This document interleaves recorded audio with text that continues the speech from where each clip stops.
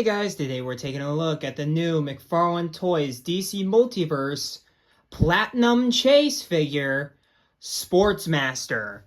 Let's get a better look at that packaging, shall we? And here we are up close and personal with the packaging here. We of course have the Sportsmaster figure contents right there that we'll get into in a minute. We have the McFarlane Platinum Edition sticker right there, which is, I think this is the first Platinum figure I've gotten in my collection, I think. Because I'm not a huge fan of variants. I don't like variants and never have. So, but I really wanted this guy because I am a huge fan. I'm a huge fan of the Sportsmaster character. I loved him in things like Young Justice. He's really good in Young Justice. And I really liked him in Stargirl. Like, I really liked both of those interpretations of the character. And they're completely different, too, which is pretty cool. But down at the bottom, you of course have the DC Multiverse logo right there. The old DC logo right there. You of course have the Sportsmaster nameplate right there. Then on the side, you of course have the Sportsmaster nameplate again. You have the DC Multiverse logo up at the top. On the bottom, you of course have the QR code, which scans for you to, I believe, read a comic, which is what he appears from. And I have no idea what comic that is because it doesn't say. On the back, you have this page of Sportsmaster. It looks like it looks like doing his thing, you know, hitting baseballs and stuff like that. And his power dynamic is also really cool. But of course, you have the Sportsmaster from DC Classic, which who knows what that means. And you of course have the McFarlane Toys social medias. Of course, follow them on Facebook, Twitter, and Instagram. On the bottom, you have more of the DC Universe Infinite QR code stuff, like on the side over here. On the other side, you of course have the Sportsmaster, big and bold and white, and then you of course have DC Classic down in the bottom, inspired from, which makes no sense. What does that mean? I understand this is like the classic incarnation of the character, but come on. And then you of course have the DC Multiverse logo up at the top. You have the McFarlane Toys logo down at the bottom. And you, of course, up at the very, very top, you have the McFarlane Toys logo again. He has 22 moving parts. And then you, of course, have that 12 plus logo up at the top. Nothing at the tippy top. On the bottom, you have the Justice League legalese, which is a very lazy way of just having any character that isn't Batman, Superman, Flash, or Green Lantern. The copyright. And then you, of course, have the barcode for all you barcode hunters out there. But alright guys, let's get this dude out of the packaging. And here we are with Sportsmaster out of the packaging. And before we take a look at the figure himself, we're of course going to take a look at the other contents. So up first, I gotta do it guys, I gotta do it. We have the hockey puck, which of course has the DC logo, minus the water stain right there. But it has the DC logo right there. Then you have the one peg right there. And then you have the four little moldy things at the bottom. And then he, of course, has, if you guys know, you know, his card, which has this awesome portrait of Sportsmaster hitting baseballs with his bat. Looks really cool. I like this art a lot. Then you, of course, have Sportsmaster from DC Classic right there. On the back, you, of course, have Sportsmaster's origin, which is, that's pretty good. And that's the thing about Sportsmaster, which I love. He's just a dude who's good at sports. Like, that's his gimmick. He's just a dude who's good at sports and commits crime. In Young Justice, he's of course a mercenary for the light. And in Stargirl, he's a part of the Injustice Society. So there is that. But both of them, I think, are absolutely fantastic in their portrayals of the character. Even though one definitely leans to the more comic accurate side of things than the other, I still think overall they do a really good job with Sportsmaster nonetheless. He does come with two accessories though. One you can see in his hand, and the other is a hockey stick, which that's fun, seeing a hockey stick. And it is proportionate to him, so that's cool. And I have managed to get him to hold it, so that's fun as well. But it's just one color with a bandage, or I think that's a bandage or whatever. I don't know hockey sticks, sorry. But it's just one color. And yeah, it's a hockey stick, and it looks pretty good. But still, you could have added another bit of dimension in there. But oh well. And then on the other side of that, he has, it looks like, I'm going to throw this out there. I don't know if it's entirely correct, but come on, get out of there. Get out of there. And there it went. Give me a second while I go get that. Where'd it go? There it is. He comes with an aluminum bat, which has two colors, but it's cool that there's at least a bandage-like color for the handle, and then more of a black for the actual bat part. And of course you got the top there, but overall, nice solid job on the bat, more so than the hockey stick we saw earlier. But with all that stuff out of the way, let's get a better look at the actual figure himself. So, I don't know what kind of armor pieces this are, and let me be clear, this is a repaint of the Dark Detective Batman. However, I do not have that figure. So, this is all new for me, but as soon as I saw the figure in hand, I saw these armor pieces. I'm like, oh, that's Dark Detective. That's Dark Detective. And also the thigh cuts, I was like, yeah, that's definitely Dark Detective. So, it's not a new body, it's a repaint, but I think it's a solid repaint at that. But let's look at the head first. I really like the head. I really like the mask there. The eyes are painted in very well. He can look very menacing there, so that's a plus. Also love the blonde hair. A nice little contrast from the mask to this bright blonde hair. So that's nice too. He has some he does have, I don't know how well it's picking up, but he does have some dry brushing on the chest to give it that worn feel on it. You can definitely see it more in person than you can on camera, but you can see it a bit. And I think it's a solid effect nonetheless. And of course it's purple to reflect Sportsmaster himself.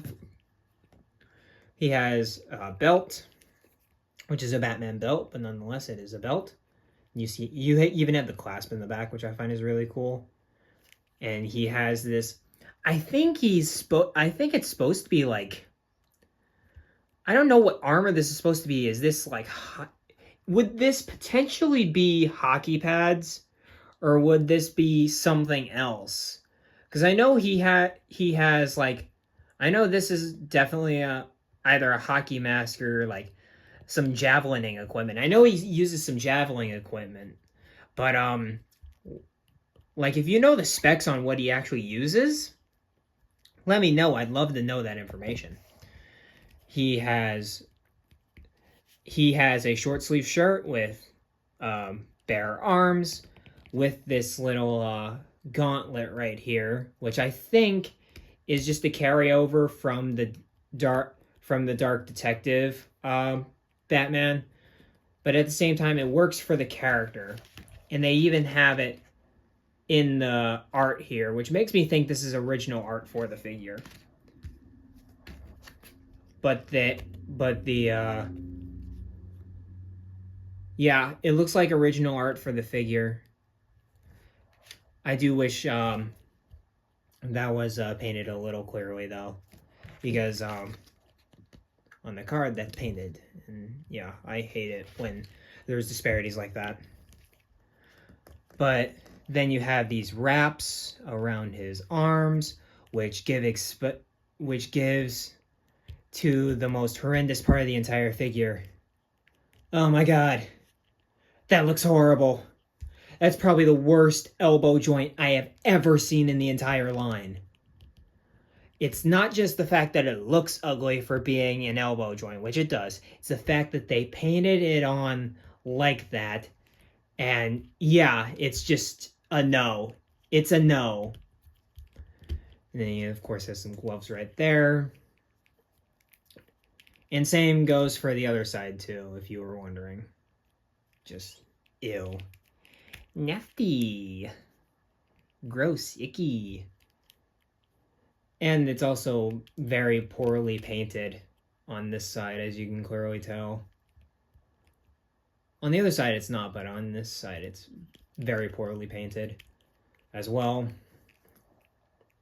And then you, of course, go down to the bottom, which a lot of it is just sports armor, like these knee pads. I love the rivets in there. Nice, cool feature right there.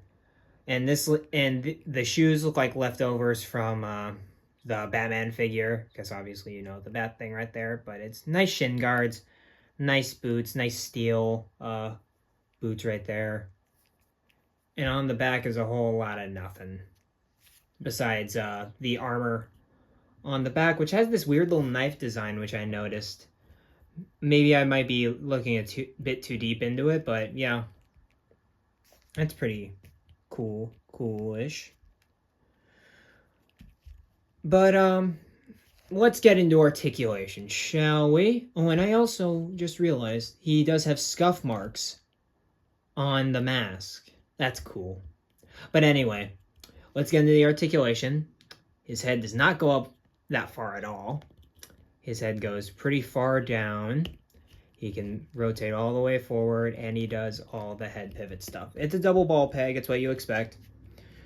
But for the shoulders, his arms can go that far outward. He can rotate all the way around.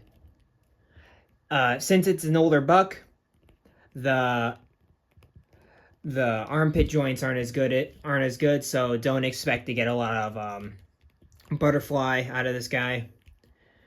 And then we have bicep cut. No. I hate these joints. I hate them because it interrupts the flow. So he'll always be reduced to that, in my opinion. He will never go outside of that. I just cannot stand bicep cuts. Why, Todd? Why? And then you have that ugly double-hinged elbow right there.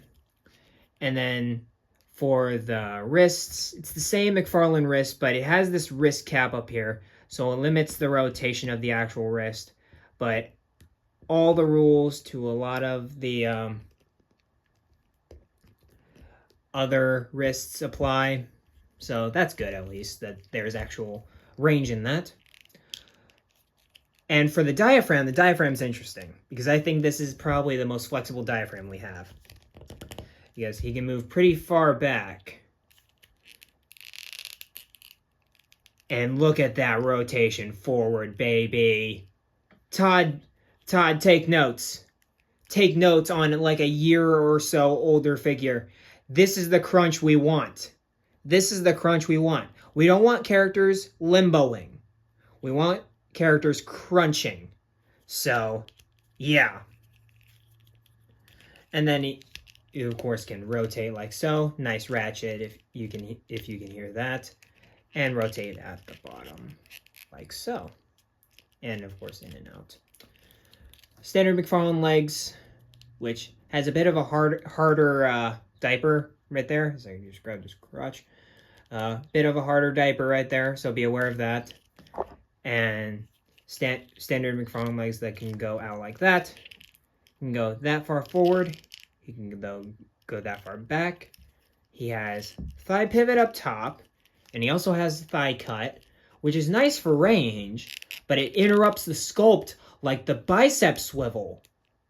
So, to me, this joint does not exist as much as the actual bicep swivel. I much prefer the thigh pivot because it actually doesn't break up the sculpt. That's just me, though. And then you also have nice knee bend right there, double hinge knee. Nice ratchet there. And then you, of course, have the ankles, which move that far back, move that far forward. You can do rotation up at the top, and I'm assuming you can try to do ankle pivot, but I don't think it'll let you. So that's a shame. And then you, of course, have toe articulation at the bottom, with the peg holes, I might add. Fortunately, there's just not a lot of characters that Sportsmaster has interacted with that we have figures of. He's usually a Injustice Society member, or like, yeah, so there's no Injustice Society villains or whatever they put him next to. And I mean, in Young Justice, his daughter is Green Arrow's sidekick. So I figured it was good enough to put him next to Green Arrow here.